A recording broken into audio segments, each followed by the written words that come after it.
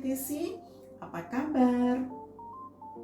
Kita sudah mengetahui bahwa satu-satunya hormon yang menurunkan kadar glukosa darah adalah hormon insulin. Dan kita juga sudah tahu ya bahwa pada pasien diabetes mellitus tipe 1, kadar hormon insulin di dalam tubuh itu sangat rendah dan tubuh tidak dapat memproduksi insulin dalam jumlah yang memadai untuk memenuhi kebutuhan harian tubuh. Nah, karena itu, seorang pasien diabetes mellitus tipe 1 akan membutuhkan terapi injeksi insulin sepanjang perjalanan hidupnya. Nah, sahabat, bagaimana dengan diabetes mellitus tipe yang lain? Kita juga mengenal diabetes mellitus tipe 2, diabetes mellitus gestasional, dan diabetes mellitus tipe lain. Nah, untuk jenis-jenis diabetes mellitus yang bukan diabetes mellitus tipe 1, kadangkala dalam perjalanannya juga dibutuhkan terapi injeksi insulin. Nah, jenis-jenis insulin yang dapat dipergunakan untuk terapi injeksi insulin ini ada berbagai macam. Pada video kali ini, kita akan mencari tahu lebih jauh apa saja jenis-jenis insulin yang dapat dipergunakan dalam terapi injeksi insulin.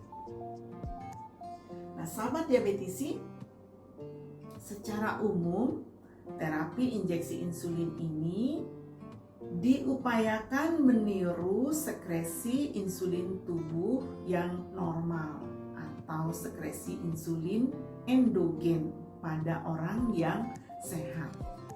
Nah, bagaimana sekresi insulin pada orang yang sehat atau pola sekresi insulin endogen ini? Nah, di gambar ini kita bisa lihat ya, pada grafik yang siluet berwarna abu-abu, di sana kita lihat ada sekresi insulin basal yang berada dalam kadar yang relatif rendah tapi berjalan sepanjang hari. Dan kemudian ada sekresi insulin prandial berupa lonjakan pada saat makan. Jadi, pada saat kita istirahat, pada saat kita tidur, ataupun pada saat bekerja, sekresi insulin basal akan berjalan terus, sementara pada saat kita makan akan ada peningkatan yang kita sebut dengan sekresi insulin prandial ini. Nah, pada orang normal yang sehat, yang makan 3 kali sehari, maka akan ada 3 kali lonjakan insulin prandial. Nah, bagaimana kalau di sela makan ini ada makanan selingan atau snack? Nah, pada saat makanan selingan ini, kalau kadar glukosa darah juga meningkat, maka juga akan ada sekresi insulin yang meningkat meskipun mungkin tidak setinggi pada saat makan besar. Nah, sahabat diabetisi, seperti saya sampaikan tadi, terapi injeksi insulin ini meniru pola sekresi insulin endogen. Jadi akan dibutuhkan injeksi insulin basal dan injeksi insulin prandial. Tentang berapa kali suntikan ini diperlukan, nanti akan disesuaikan dengan kebutuhan.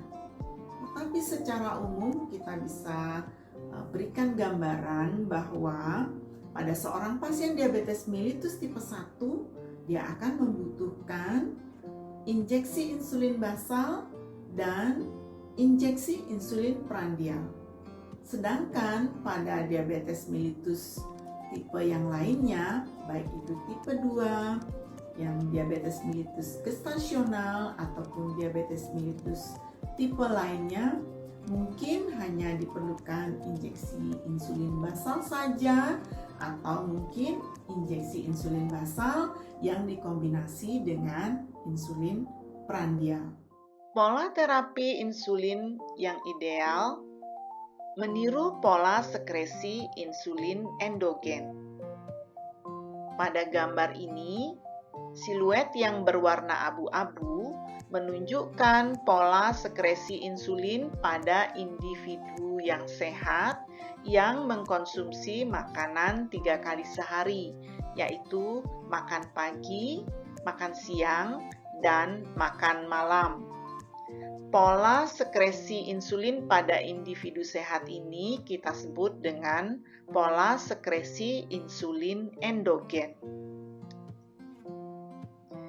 Terapi injeksi insulin atau pemberian suntikan insulin yang meniru pola sekresi insulin endogen ini terdiri dari suntikan insulin basal dan suntikan insulin prandial.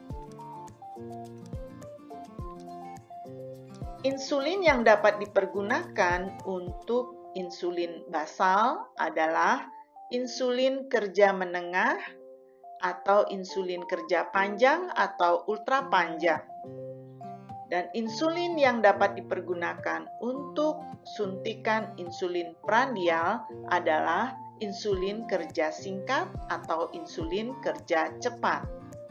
Sahabat diabetisi, sekarang kita cari tahu yuk jenis-jenis insulin yang ada saat ini di pasaran yang dapat dipergunakan untuk insulin basal dan insulin prandial. Nah, sahabat, seperti saya sampaikan tadi bahwa kalau untuk insulin basal dibutuhkan insulin yang dapat bekerja panjang supaya bisa mengcover kebutuhan harian sepanjang waktu, sepanjang hari. Dan maka insulin yang dapat dipergunakan adalah insulin yang kerjanya menengah atau insulin yang kerjanya panjang atau ultra panjang. Insulin yang kerjanya menengah adalah insulin human intermediate, yaitu insulin human yang protaminated atau NPH, singkatan dari neutral protamin hagedon. Sedangkan insulin yang kerja panjang saat ini di pasaran ada 2 jenis, yaitu insulin glargin 100 dan insulin detemir.